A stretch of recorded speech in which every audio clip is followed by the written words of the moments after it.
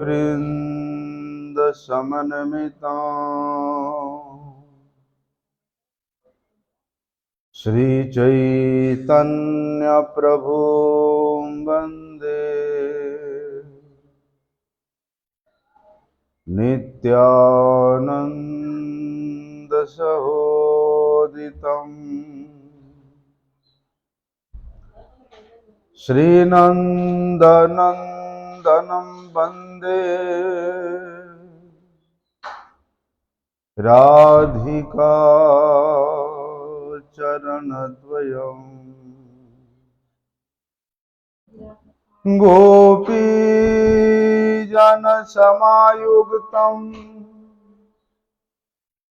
वृन्दावनमनोहरम्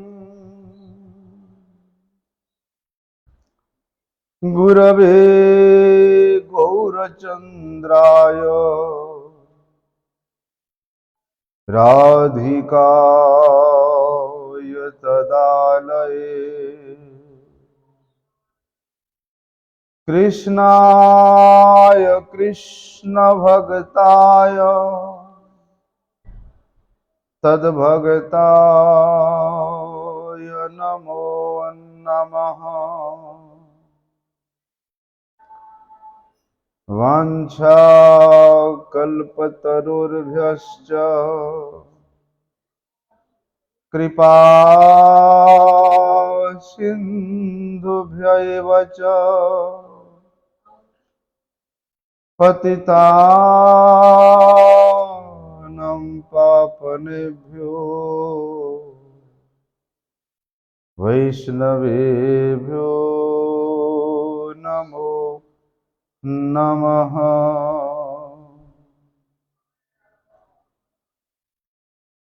पतित पावन परम करुणामय परम आराध्यतम श्री गुरुपाद पद्म नित्य लीला प्रविष्ट के श्री अभय चरण कमल में अनंत कोटि साष्टांग दंडवत प्रणाम करते हुए उनकी हेतु की कृपा प्रार्थना करता हूं। परम आराध्यतम शिक्षा गुरुपाद पद्म नित्य लीला प्रविष्ट ओम विष्णुपाद परमहंस श्री शिल भक्ति विज्ञान भारती गोस्वामी महाराज के चरण कमल में अनंत कोटि साष्टांग दंडवत प्रणाम करते हुए उनकी हेतु की कृपा प्रार्थना करता।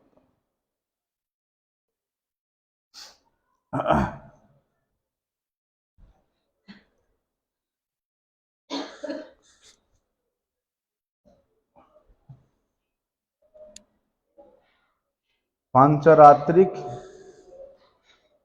विधि के विषय में कभी सुना? पांचरात्रिक विधि क्या होता है?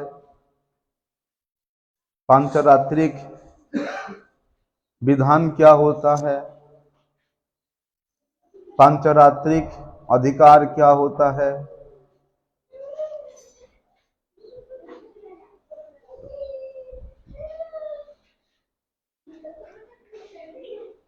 इस विषय में हम लोगों को जानना चाहिए, क्योंकि पांचरात्रिक विधि को जाने बिना आप गौड़िया मठ का शिष्य नहीं हो सकते हैं। पांचरात्रिक अधिकार प्राप्त किए बिना आप श्री ठाकुर के सेवा का अधिकार प्राप्त नहीं कर सकते हैं।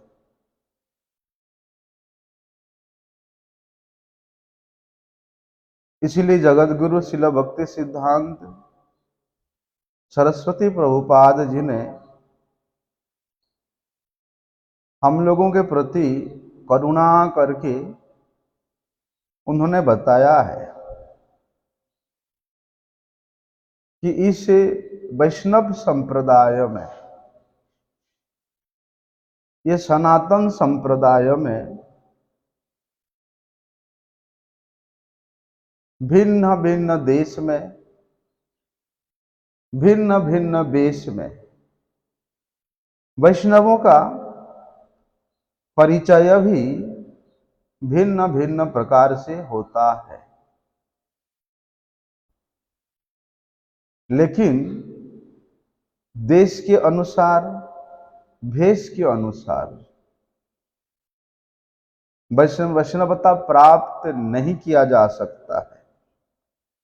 यद्यपि भिन्न भिन्न नामों में वे परिचित होने पर भी वास्तविक पांचरात्रिक विधि का अनुसरण किए बिना वैष्णवता प्राप्त नहीं हो सकता है। कई बार पंच उपासना करने वाले जो पंचोपासक होते हैं,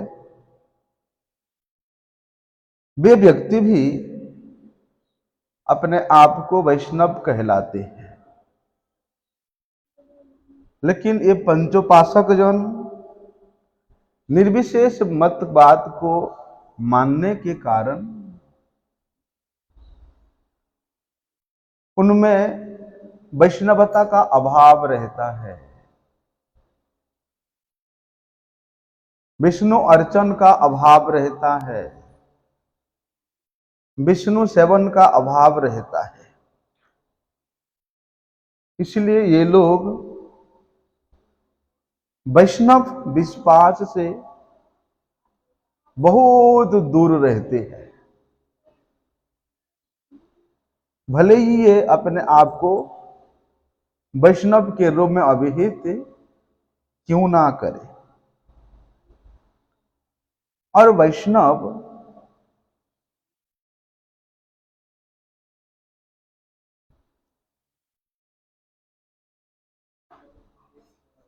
ये दरवाजा बंद करना।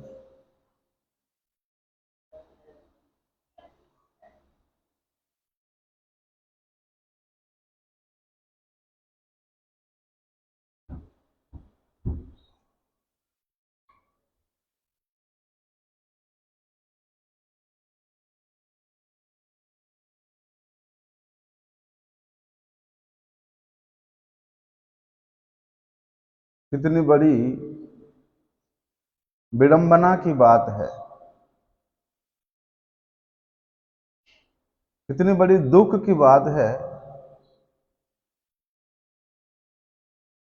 कि आश्रम में इतने व्यक्ति रहते हुए भी हरि कथा में किसी का रुचि नहीं है।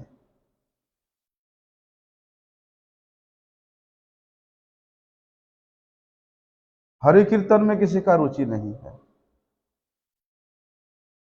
हरि सेवा में किसी का रुचि नहीं है। होना चाहिए ऐसा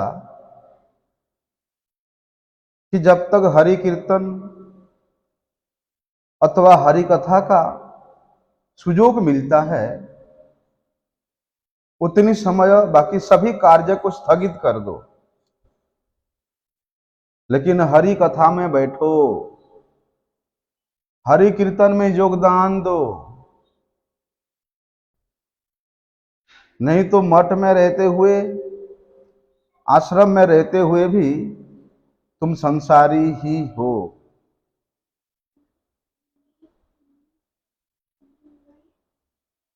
देखिए, प्रभुपाद जी बताते हैं, वैष्णव,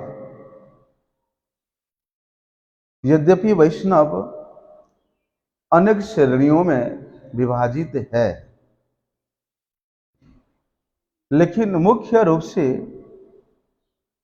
इन वैष्णवों का दो दृष्टि से उनका विभाग किया गया है। एक है पांचरात्रिक वैष्णव और दूसरा है भागवत वैष्णव। पांचरात्रिक वैष्णव कौन? जिनमें अर्चन करने की मार्ग का प्रधानता रहती है, जिनमें पूजन करने की मार्ग का प्रधानता रहती है,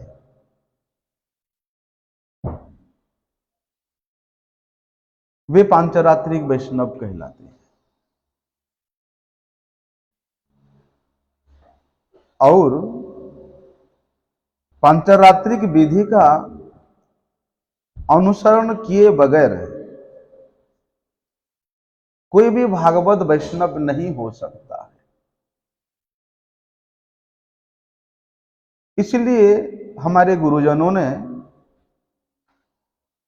शिष्य को उस पांचरात्रिक विधि के अनुसार उसको संस्कार करते हैं।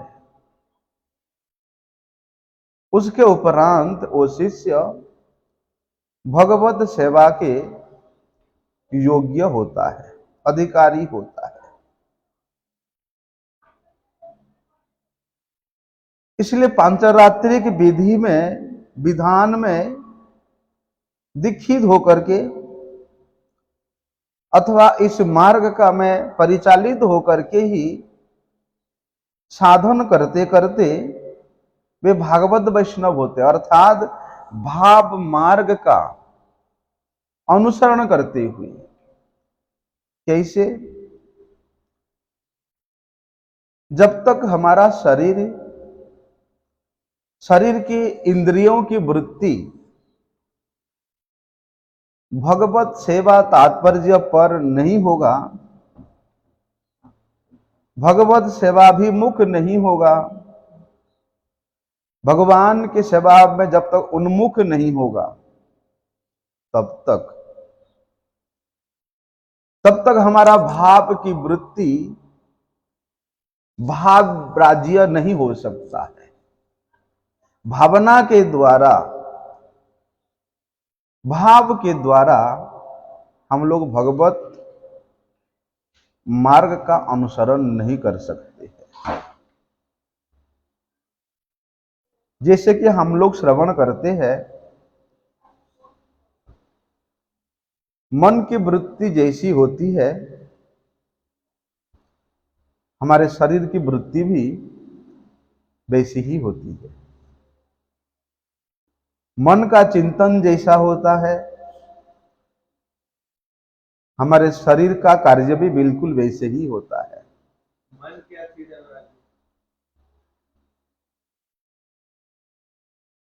मन क्या चीज है? देखा कभी मन को आप? फिर आप दरवाजा बंद करिए।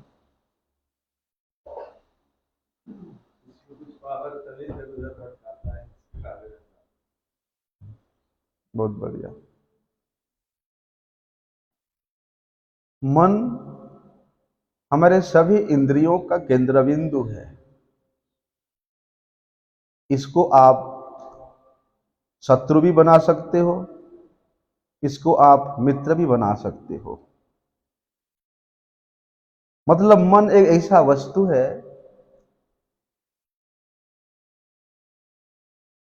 ये 100% लचीली है।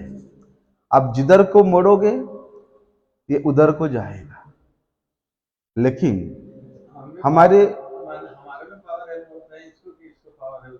हमारे जितना भी इंद्रिय है, उन समस्त इंद्रियों का ये राजा है।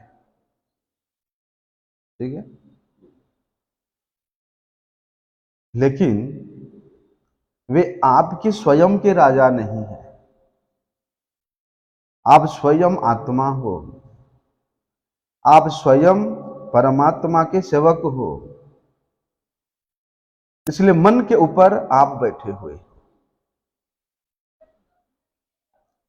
यदि आप अपनी स्थिति को जानते हो, यदि आप अपने कर्तव्य को जानते हो, यदि आप अपने वास्तविक उद्देश्य को जानते हो, तो ठीक उसके अनुरूप आप ये जो समस्त इंद्रियों के राजा मन को आप उधर की ओर ले जा सकते हो। परंतु यदि आप स्वयं मन के वशीभूत हो गए तो फिर मन जिधर जाता है आप उधर ही भटकते रहते हो। इसलिए अपने आप को पहचानो, अपने आप को जानो। नहीं नहीं, मैं ये मन का दास नहीं हूं, मैं ये मन का अनुचर नहीं हूं, मैं ये इंद्रियों के दास नहीं हूं, वरन मेरे इच्छा के मुताबिक ये मन और उसके जितने भी प्रजा रूप इंद्रियां हैं मेरे अनुसार कार्य करेंगे। जब इस स्थिति पे व्यक्ति पहुंच जाता है वे गोस्वामी कहलाता है, अर्थात वे अपनी स्वयं के डायरेक्शन पे इन इंद्रियों को चलाता है। और जो इंद्रियों के दास बन करके, मन के दास बन करके उसके अनुसार अपने आप को चलाता है, वो बद्धात्मा है। ऐसा इसलिए वे पांचरात्रि की विधि का अनुसरण किए बिना आप उस भाव राज्य में प्रवेश नहीं कर सकते। क्या कहते हैं जगत गुरु श्रील प्रभुपाद कि जो वैष्णव जन इन सब विधियों के ऊपर उठ करके भाव के द्वारा और जो भक्त जो साधक पांचरात्रि की विधि में दीक्षित होकर के उसके अनुसार अपने समस्त इंद्रियों को, अपने शरीर को भगवान के सेवन में लगाया है, उसके इंद्रियों की स्वभाव, उसके शरीर के स्वभाव बन जाता है।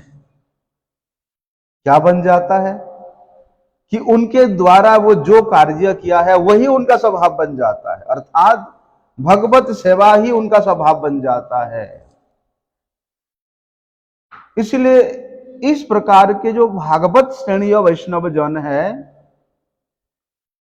वे भाव राज्य में रह करके प्रीति के साथ राग मार्ग का अनुसरण करते हुए वे शरीर वृद्धावस्था हो गया। अब शरीर के द्वारा ठाकुर जी का अर्चन सेवा करना उनसे संभव पर नहीं हुआ। बस वे अपने आसन में बैठे बैठे ठाकुर जी का सेवा कर रहे हैं। ठाकुर जी को आंख बंद करके ठाकुर जी का स्नान करा रहा है, ठाकुर जी को श्रृंगार कर रहे हैं, ठाकुर जी को तिलक रचना कर रहे हैं, ठाकुर जी के भोग लगाने के लिए वे खीर बना रहे हैं। अभी खीर तो बन गया, लेकिन ठाकुर जिस खीर को ग्रहण करेंगे कहीं ज्यादा गर्म ना हो, बस उन्होंने आसन में बैठे हुए भावना से युक्त करके सब सेवा कर रहे हैं। जैसे ही खीर के पात्र में उंगली देते हैं उनका उंगली जल जाता है। वास्तव में उनके सामने कोई आग नहीं जला, कोई खीर का पात्र नहीं था, उसके बाद भी किस भाव राज्य में जाकर के वे सेवन कर रहे हैं कि भावना के द्वारा वे पात्र में उंगली दे रहे हैं और उनका इतने गर्मी के कारण उनका उंगली जल जाता है। मतलब उनकी वृत्ति कैसा है, ठाकुर के सेवा परायणता ही उनका वृत्ति है। इसलिए श्रीमन महाप्रभु जी के उपदेश के अनुसार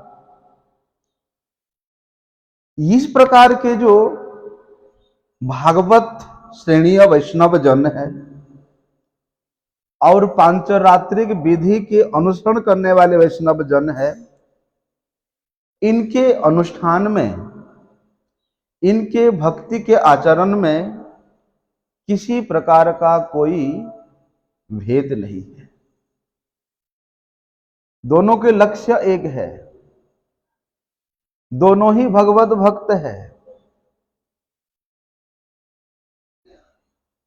शुद्ध लक्षण युक्त है दोनों।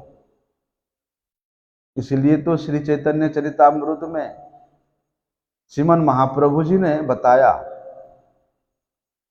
कि यही शुद्ध भक्ति यहाँ होते प्रेमा होय पंचरात्रे भागवते, यही लक्षण कहे। चाहे वो पांचरात्रक वैष्णव हो, चाहे वो भाव राज्य से युक्त भागवत वैष्णव हो, दोनों में ही भक्ति का लक्षण है, दोनों में ही प्रेम भक्ति का लक्षण है। और वास्तव में इसी को ही शुद्ध भक्ति कहते हैं, और इसी शुद्ध भक्ति से ही केवल कृष्ण प्रेम की उदय होता है। कई बार हमारे मन में प्रश्न आता है कि वैष्णव जन तो कहते हैं कि पांचरात्रिक विधि के अनुसार उनका संस्कार होता है, दीक्षा आदि कार्य होता है, लेकिन ये पांचरात्रि के है क्या, क्या अर्थ है? शब्द तो हम लोग सुनते हैं, पंचरात्र मतलब 5 प्रकार के ज्ञान, 5 प्रकार के ज्ञान के प्रणाली को पंचरात्र कहा जाता है। रात्र, रात्र में जो रा है, ये रा धातु का अर्थ है दान करना। और बोलते हैं जिस शास्त्र में 5 प्रकार के ज्ञान का निरूपण हुआ है, उस शास्त्र को क्या कहते हैं? पंचरात्र शास्त्र कहते हैं। इसलिए ज्ञान की जो वाणी है उसको क्या कहते हैं? रात्र कहते हैं। पंच प्रकार के रात्र अर्थात 5 प्रकार के ज्ञान की वाणी जिस शास्त्र में होता है, पंडित गण उस शास्त्र को पंचरात्र शास्त्र कहते हैं। क्या क्या ज्ञान? रात्रम च ज्ञानम वचनम ज्ञानम पंच त्रिधर्मम स्मृतम तेनेदम पंचरात्रम च प्रवदन्ति मनीषिण। ये पंचरात्र के 5 प्रकार का ज्ञान मनीषियों ने बताया है। क्या है वो? सात्विक ज्ञान, निर्गुण ज्ञान, सर्वपर ज्ञान, राजसिक ज्ञान और तामस ज्ञान। इनमें जो राजसिक ज्ञान है ये भक्तों के योग्य नहीं है, और जो तामसिक ज्ञान है वो पंडितों के योग्य नहीं है।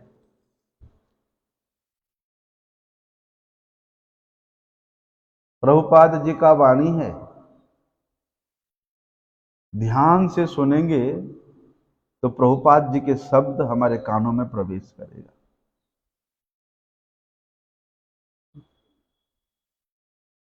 देखिए, पांचरात्र विधि का अनुसरण विशेष रूप से हमारे गौड़ीय संप्रदाय ने रामानुजीय संप्रदाय से ग्रहण किया है। रामानुज आचार्य के शिष्य हुए कुरेश, पुरेश के पुत्र हुए पराशर भट्ट। पराशर भट्ट के शिष्य हुए वेदांती और उनके अनुशिष्य नंबूर वरदराज थे। वो वरदराज के शिष्य हुए पिल्लाई, जिनको लंकाचार्य के नाम से भी सभी लोग जानते थे। तो वे पिल्लाई लंकाचार्य, उन्होंने पंचरात्र शास्त्र का रचना किया है, जिसका नाम है अर्थ पंचक। क्या है? अर्थ पंचक। किस प्रकार के 5 प्रकार का अर्थ उसमें वर्णन है? जीव, ईश्वर, पुरुषार्थ, उपाय और विरोधी स्वरूप। ये 5 प्रकार के अर्थ का उसमें निरूपण हुआ है। इन 5 प्रकार के अर्थ के स्वरूप का उस शास्त्र में 5 प्रकार के स्वरूप के ज्ञान का वहां वर्णन हुआ है। लेकिन हमारे गौड़ीय संप्रदाय के मूलभूत पुरुष श्री मध्वाचार्य जी के मत के अनुसार जो तत्व वस्तु है, उस तत्व वस्तु में 5 प्रकार का भेद है। तत्व वस्तु क्या है? तद्विष्णु परमं पदम सदा पश्यन्ति सूरयो दिविव चक्षुराततम। तद वस्तु ही तत्व वस्तु है। तद वस्तु के अनुगत जन ही तत्व वस्तु है। वे तद वस्तु कौन है? भगवान विष्णु। तो मध्वाचार्य जी कहते हैं तत्व वस्तु, इसका 5 प्रकार का भेद वर्णन किया गया है। और ये जो 5 प्रकार का ज्ञान है, ये प्रत्येक वैष्णव को होना चाहिए। इस 5 प्रकार के ज्ञान के बिना वैष्णवता के इस साम्राज्य में प्रवेश करना भी सुदूर व्यापार है। क्या है वो 5 प्रकार का भेद ज्ञान? ईश्वर का जीव से क्या भेद है? पहला, जीव का, एक जीव का दूसरे जीव से क्या भेद है? दूसरा, ईश्वर का ये प्राकृत जड़ जगत से क्या भेद है? और जड़ पदार्थ का दूसरे जड़ पदार्थ के साथ क्या भेद है? और 5वां है जीव का जड़ से क्या भेद है? बड़े ही तत्व ज्ञान है। अर्थात ईश्वर, जीव, प्रकृति, काल और कर्म, ये 5 विषयों के अंतर जो ज्ञान है, अथवा ये 5 विषयों में ज्ञान अगर कोई प्राप्त कर लिया तो वे पुरुषार्थ ज्ञान प्राप्त हो जाता है उसको। पुरुषार्थ क्या है हमारा? कृष्ण को प्राप्ति करना, कृष्ण प्रेम प्राप्ति करना ही हमारा पुरुषार्थ है। तो कहते हैं ये 5 विषयों में जिसको ज्ञान हो जाता है, उस ज्ञान से वे पुरुषार्थ के ज्ञान को प्राप्त कर लेता है। जैसे हम लोग सुनते हैं पंच महाभूत है,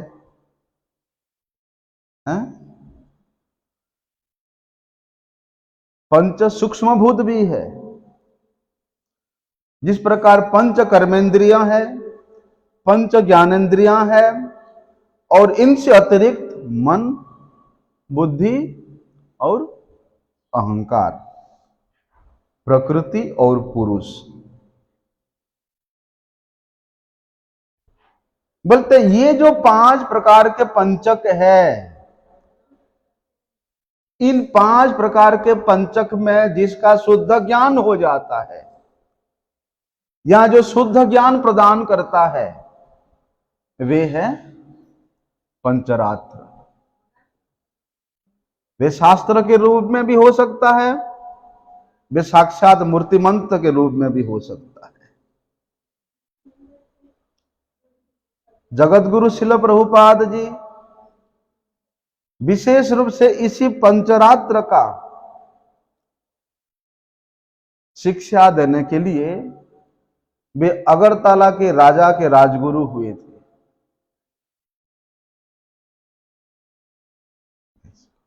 इसीलिए हम लोग पंचरात्र के विषय में सुनते हैं। नारद पंचरात्र का नाम सुना? वे नारद पंचरात्र के अनुसार पंचरात्र 7 प्रकार का है।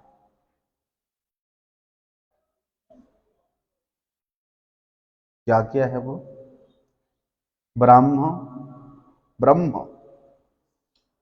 ब्रह्म भी कह सकते हैं, शैव, कौमार, वासिष्ठ, कपिल, गौतमीय और नारदीय पंचरात्र। ब्रह्म वेवर्त पुराण में जो श्री कृष्ण जन्म खंड का प्रसंग वर्णन में है, वहां पर तो ये जो पंचरात्र है, इन पंचरात्र में केवल और केवल श्री कृष्ण के गुणों के महिमा का वर्णन है। इसलिए जिस व्यक्ति के, जिस वैष्णव के नस नस में श्री कृष्ण के गुणों का, श्री कृष्ण के महात्म्यों का, श्री कृष्ण के परम मधुराति मधुर लीलाओं का, श्री कृष्ण के इस विशेष लीलास्थली श्री धाम का और श्री कृष्ण के परम प्रिय भक्तों के विषय में आसक्ति है, उनमें प्रेम है, उनमें निष्ठा है, उनमें समर्पण है, वे व्यक्ति चलते फिरते पंचरात्र है।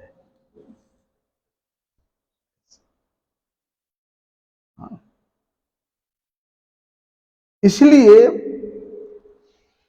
जो वासिष्ठ पंचरात्र है, वासिष्ठ पंचरात्र, नारदीय पंचरात्र, कपिल पंचरात्र, गौतमीय पंचरात्र और सनत कुमार पंचरात्र, ये 5 पंचरात्र में बोलते इसके प्रारंभ से अंतिम तक श्री कृष्ण के गुणों का वर्णन हुआ है।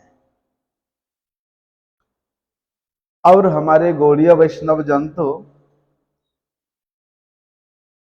पंचतत्व को ही श्री गौरांग, श्री नित्यानंद, श्री अद्वैत, श्री गदाधर और श्रीवासादि भक्त वृंद, वे तो भैया इन 5 तत्व के, इन 5 रात्र के अस्तित्व को संपूर्ण रूप से स्वीकार करते हुए वे इन्हीं पंच तत्व का ही अर्चन करते हैं।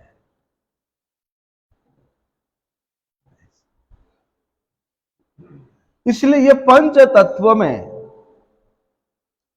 जिस वैष्णव का जितना अधिक समर्पण है, वे पंचरात्र विधि में उतने ही अधिक प्रतिष्ठित है।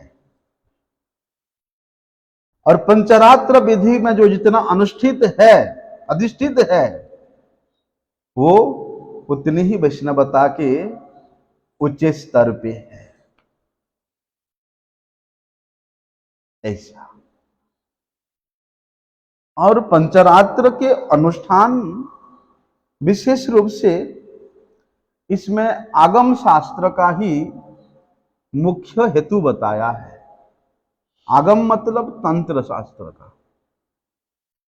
तंत्र शास्त्र क्या है? तंत्र साधना क्या है?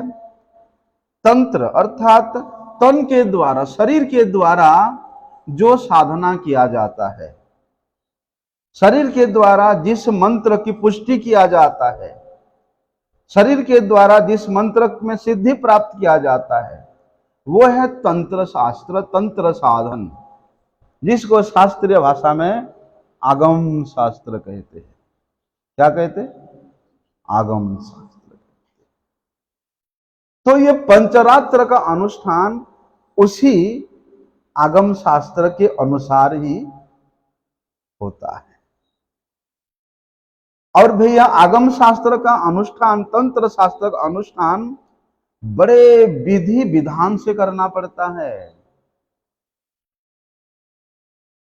विधि को छोड़ करके, विधान को छोड़ करके, आचार विचार को छोड़ करके, आचरण को छोड़ करके, निष्ठा को छोड़ करके आप आगम शास्त्र के अनुसार मंत्र का अर्चन नहीं कर सकते हो। यदि वहां थोड़ा सा भी उल्टा पुल्टा हुआ तो वे मंत्र जो आपके कल्याण करने के लिए साधन युक्त हुए हैं, वे आपके अकल्याण कर देंगे।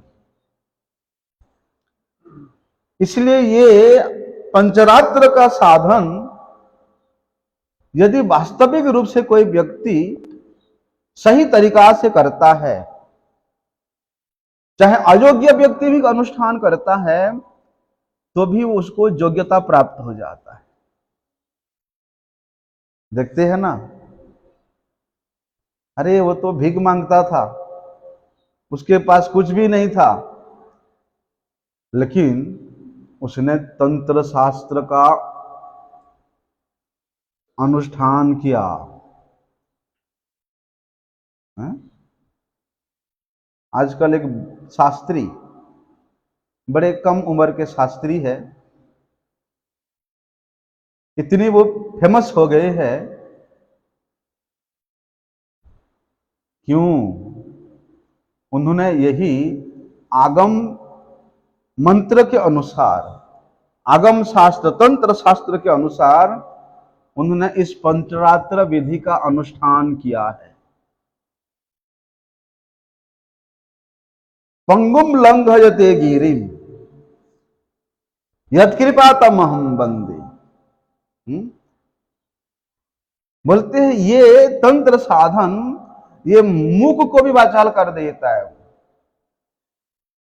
ये लंगड़े को भी बड़े बड़े पर्वत पार करा देता है। और ये दुनिया में थोड़ी सी प्रसिद्धि, वो तो ऐसे ही, वो तो उसके दाहिने हाथ की काम है। जो अयोग्य व्यक्ति है उसको भी योग्य बना देता है ये तंत्र साधन, आगम शास्त्र।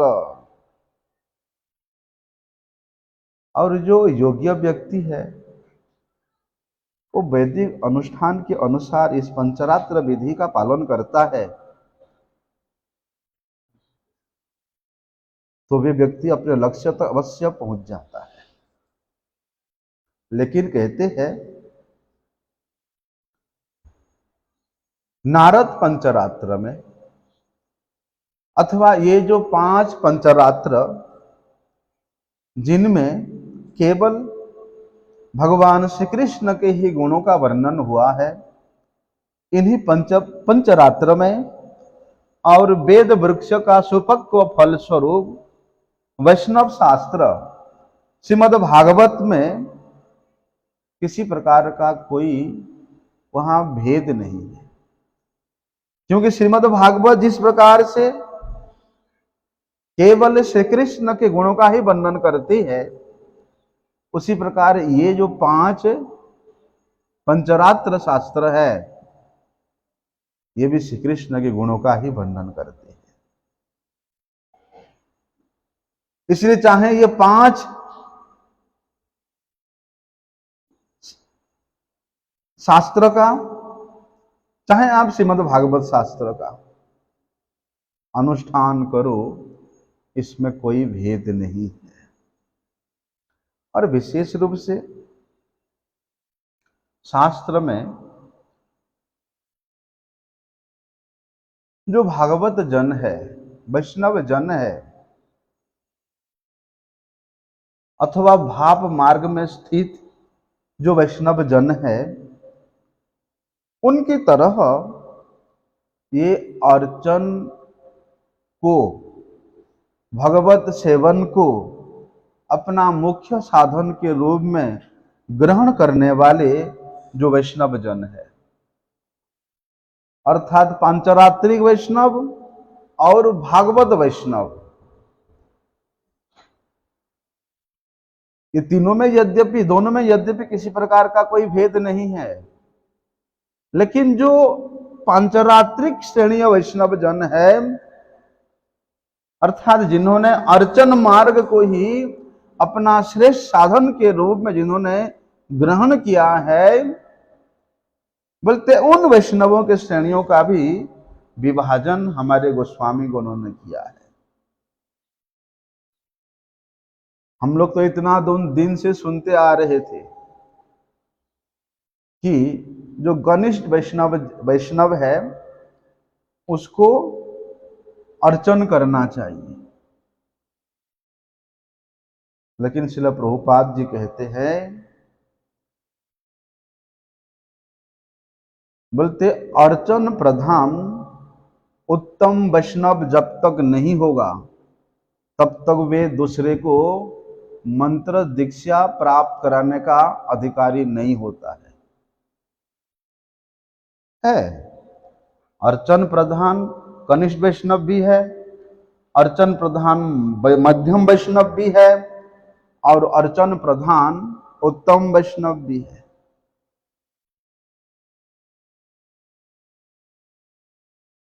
ऐसे बात नहीं है कि नहीं है। क्या बताया हमारे शास्त्र में? श्री शंख चक्र उद्धव पुंडरादि धारयात्म लक्षणम तत् नमस्करोति यश्चैव वैष्णवम इति अभिधीयते। क्या बताया? जो कनिष्ठ वैष्णव जन है वो अपने शरीर पे शंख चक्र गदा पद्म का चिन्ह धारण करेंगे, उसके बाद ललाट में और शरीर के द्वादश अंग में द्वादश तिलक रचना करेंगे। उद्वपुंड्र तिलक जो कि हरिमंदिर स्वरूप होता है। हम लोग जो तिलक रचना करते हैं वो क्या है? केवल सिंबल है, घोड़ियों का सिंबल है? नहीं, ये जो बनाते हैं हम लोग, ये हरिमंदिर है। इसलिए वैष्णव जन अपने ये द्वादश अंग पे हरिमंदिर बनाते हैं, और वे हरिमंदिर में द्वादश नाम से हरि की प्रतिष्ठा करते हैं। ओम श्री केशवाय नमः, ओम श्री नारायणाय नमः, ओम श्री माधवाय नमः, ओम श्री गोविंदाय नमः। इस प्रकार द्वादश मंदिर अपने संपूर्ण द्वादश अंग पे बना करके वहां भगवान के द्वादश नामों का वहां अधिष्ठान कराते हैं।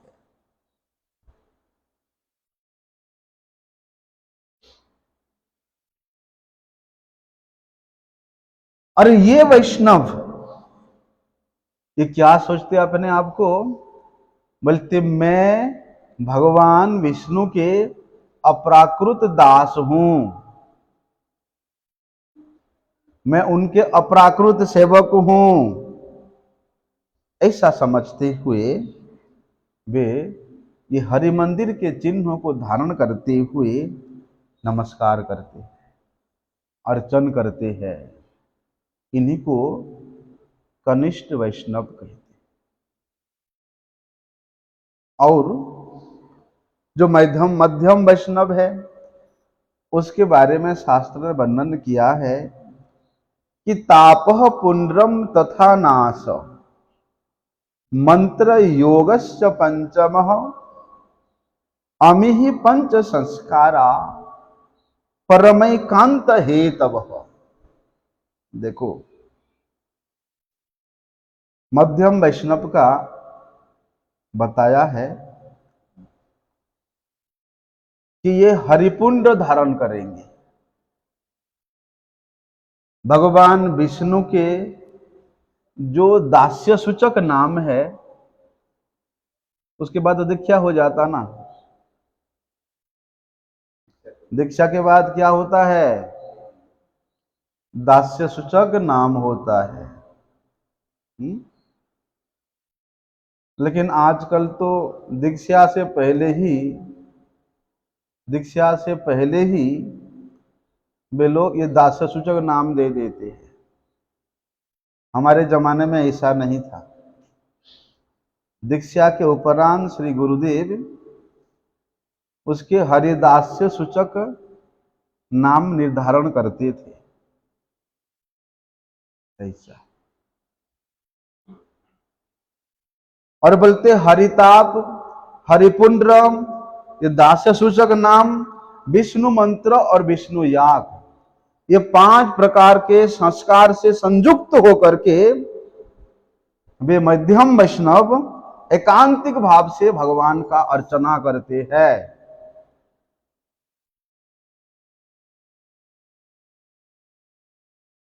जो संपूर्ण जीवन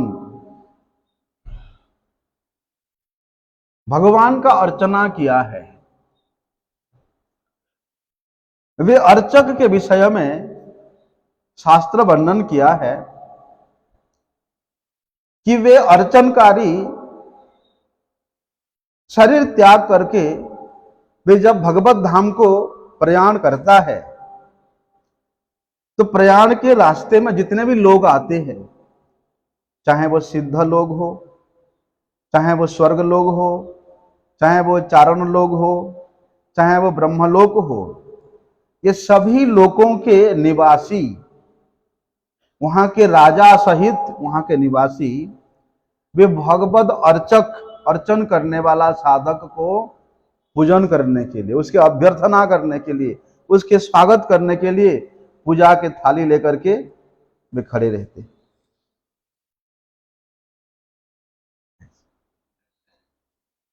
इसलिए भगवत अर्चन करना ये कोई साधारण बात नहीं है। अरे जिस भगवत अर्चन को, जिस मंदिर के सेवा को, जिस विग्रह के अर्चन को केंद्र करके मठ मंदिर का समस्त कार्य होता है, वे मंदिर का पूजा, वे मंदिर का अर्चन यदि हम किसी अनधिकारी व्यक्ति को देते हैं, किसी आचरणहीन व्यक्ति को देते हैं, किसी पैसे देकर के कराते हैं, तो उसमें क्या महात्म्य रह गया? अरे श्री गुरुदेव उन्हीं भगवान के सेवा के लिए तो हम लोगों को हरिनाम देते हैं, दीक्षा देते हैं, समस्त संस्कार करते हैं, और हम स्वयं उन्हीं भगवान के सेवा से च्युत होकर के, किनारा करके हम कैसे अपने अनुगत जनों को सेवा में नियोजित करेंगे? इसलिए श्री गुरुदेव 24 घंटा में से 24 घंटा भगवत अर्चन करते हैं। कैसा अर्चन, कैसा सेवा? निकुंज योनो रतिकेली सिद्धे यायाली भिक्तिरपेक्षिण्य तत्राति दक्ष अतिवल्लभस्य वंदे गुरु श्री चरणारविंदम तत् मंदिर मार्जनादिषु। कि श्री गुरुदेव स्वयं अपने हाथ से नित्य मंदिर का मार्जन करते हैं। श्री विग्रहारा धन नित्य नाना श्री विग्रह का अनेक प्रकार से सेवा श्री गुरुदेव स्वयं करते हैं।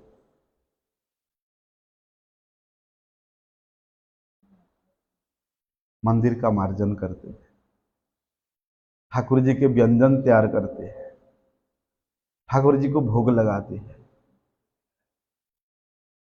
ऐसे ही हमारे गोस्वामी गुरु ने बोल दिया।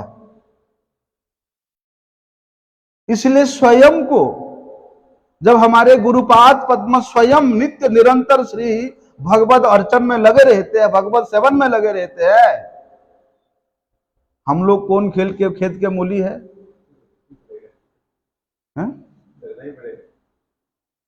ना जी ना, हम ठाकुर जी का अर्चन नहीं करेंगे। क्यों नहीं करोगे भैया? बंधन है। कैसा बंधन?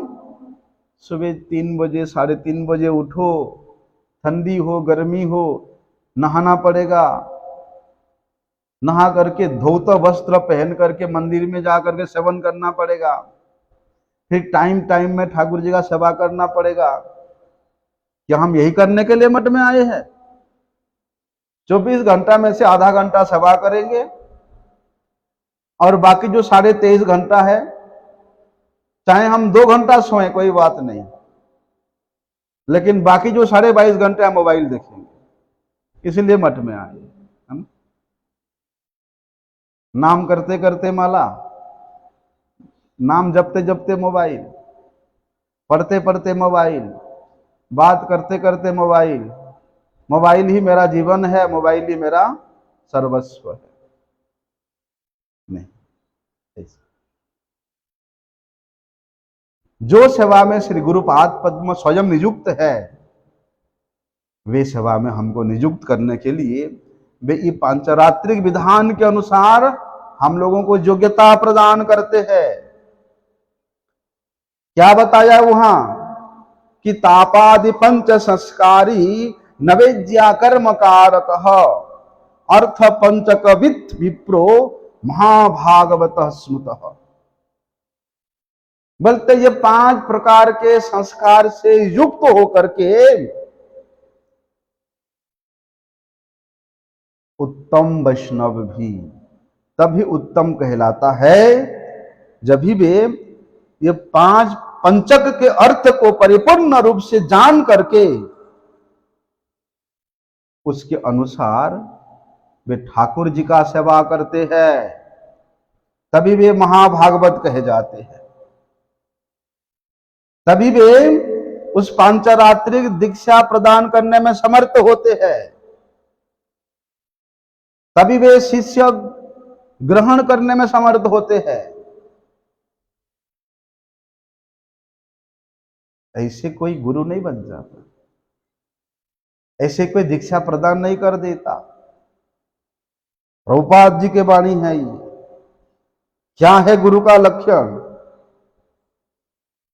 महाभागवतो श्रेष्ठो वैष्णवे वै गुरुर्निणाम सर्वेषाम एव लोकानाम औसौ पूज्य यथा हरि। ब्राह्मण सर्वकालज्ञ कुर्यात सर्वे स्वनुग्रह अप्यारमविद ब्रह्मवादि वेद शास्त्र को वेदित उद्दैत चैव संभृते समर्थ गो ब्राह्मणोत्तम तपस्वी सत्यपादी च गृहस्थो गुरुरुच्यते देवतो उपासक शांतो विषय स्वप निस्पृह। ऐसे नहीं बताया शास्त्र में? जो महाभागवत में श्रेष्ठ है, मतलब क्या है? वैष्णव धर्म में जो रत रह करके भगवत महात्म्य को अपना जीवन का स्रोत बना लिया है, भगवत सेवन ही जिनके जीने का एकमात्र उपाय है, बोलते हैं वे मनुष्य ही गुरु होने लायक है। और जो भगवत सेवन के बिना नहीं जी सकता, नहीं रह सकता, अर्थात हरि सेवन ही जिसका सर्वस्व है, ऐसे हरि सेवन करने वाले सेवक श्री हरि के तरह पूज्य होते हैं। श्री हरि के तरह वे सम्माननीय होते हैं, पूजनीय होते हैं। इसलिए ये पंचरात्र विधान में ऐसा बताया है कि इस पंचरात्र विधान को जो ज्ञाता है केवल वही व्यक्ति ही दूसरे वर्ग के लोगों को मंत्र प्रदान करने का अधिकार प्राप्त करता है।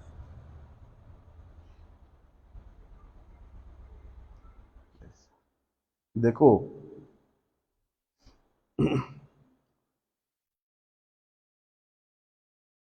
आत्मा की जो ज्ञान है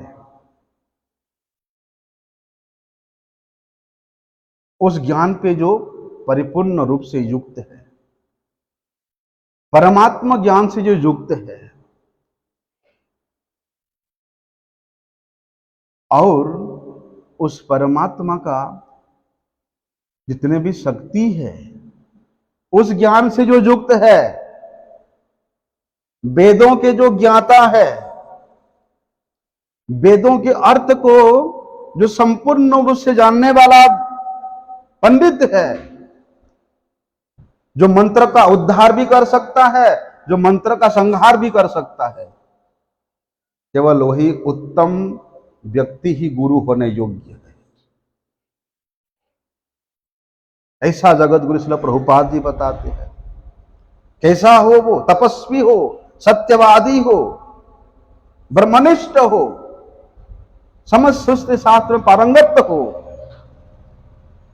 देवता के उपासक हो, शांत हो, विषयों के स्पृहा से संपूर्ण रूप से विरक्त हो, वे गुरु होने योग्य। वे स्वयं शुद्ध है तो दूसरे को शुद्ध करने में समर्थ है। स्वयं जिस प्रकार भगवत सेवा में तत्पर है वे दूसरे को भगवत सेवा में तत्पर करा सकता है। जो आश्रम युक्त है, क्रोध रहित है, वेदज्ञ है, सर्वशास्त्र के वेत्ता है, वे ही गुरु होने योग्य है। क्या बताया?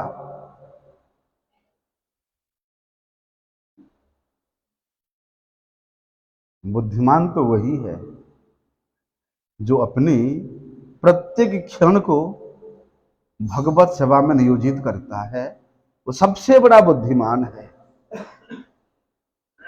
तो वे बुद्धिमान होते हैं, स्थिर बुद्धि होते हैं, पूर्ण काम होते हैं, आकांक्षा से शून्य होते हैं, अहिंसक होते हैं, विचारवान होते हैं, वात्सल्य इत्यादि गुणों से युक्त होते हैं और भगवान की पूजा में, भगवान की अर्चन में वे दक्ष होते हैं, पारंगत होते हैं, कृतज्ञ होते हैं।